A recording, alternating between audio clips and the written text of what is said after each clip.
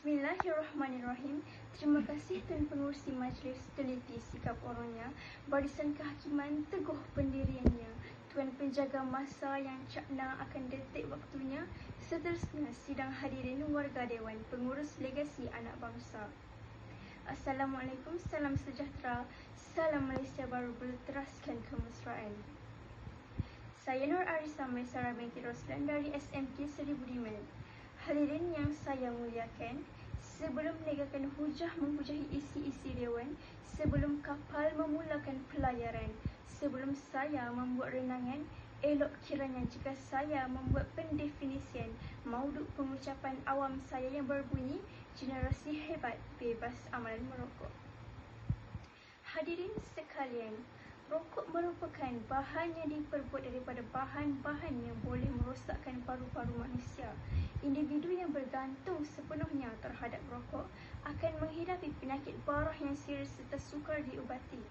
Hakikatnya, masih ramai dalam kalangan ahli masyarakat kita pada hari ini tidak mahu mengambil berat akan kesannya dalam diri mereka. Sebenarnya, tanpa kita sedari, kita telah menghabiskan tenaga dan wang hanya untuk menempah kematian. Rokok yang dihisap akan mengundang penyakit yang kita sendiri masih belum menjumpai penawarnya.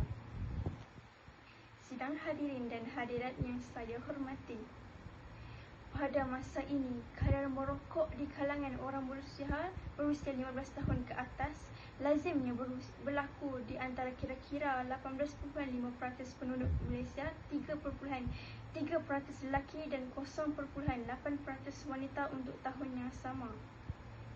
Dianggarkan 5.3 juta orang di Malaysia berusia 15 tahun dan lebih tua tahun lalu adalah penggunaan tembakau. Tambahan laporan itu dengan 5.1 juta daripadanya terdiri daripada lelaki dan 100,000 wanita. Data untuk tinjauan ini dikumpulkan di Malaysia pada tahun 2015 dan meninjau mereka yang berusia 15 tahun hingga 75 tahun. Para hadirin yang saya hormati, terdapat pelbagai kesan yang bakal dihadapi oleh mereka yang merokok. Bagi para pelajar, sistem ingatan mereka yang akan menjadi lemah lantas melambatkan proses penerimaan ilmu. Akhirnya, mereka sukar untuk menghafal dan memahami sesuatu topik yang mereka pelajari di sekolah. Tidak cukup dengan itu, para pelajar lazimnya akan belajar separuh jalan dan mengakibatkan pembaziran terhadap pembayaran yuran. Sekali lagi, saya tidak menolak bahawa dengan mudahnya negara kita telah kehilangan generasi masa hadapan yang berkualiti untuk dibangunkan.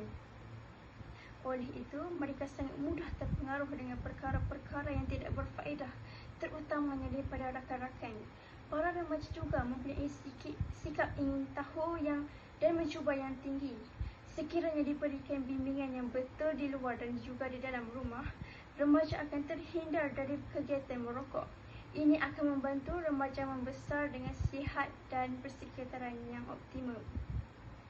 Selain itu, merokok hanya membazirkan wang dan tenaga. Hal ini berikutan kita memperuntukkan sejumlah wang yang besar semata-mata untuk merokok. Ada kalanya kita sanggup berlapar dan dahaga agar pembelajaran untuk merokok adalah mencukupi. Begitulah hebatnya penanganan rokok terhadap individu ini.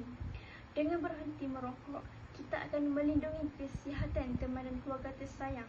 Bernafas dalam asap rokok akan meningkatkan risiko kanser paru-paru, penyakit jantung dan strok.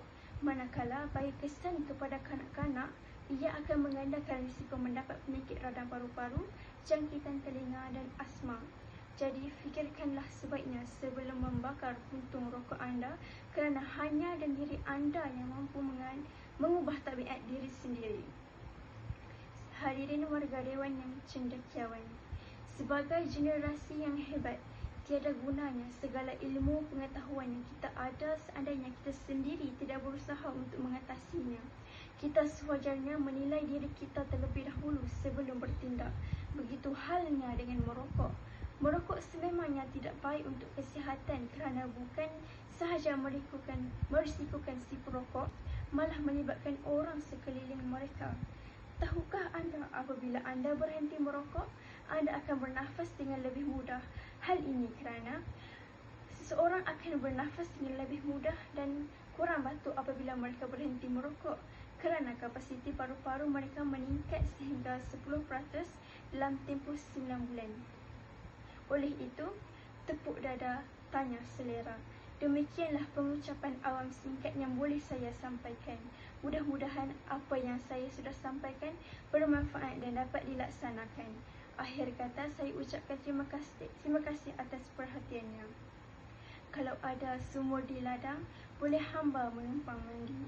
Kalau ada umur yang panjang, boleh kita berjumpa lagi. Sekian, terima kasih.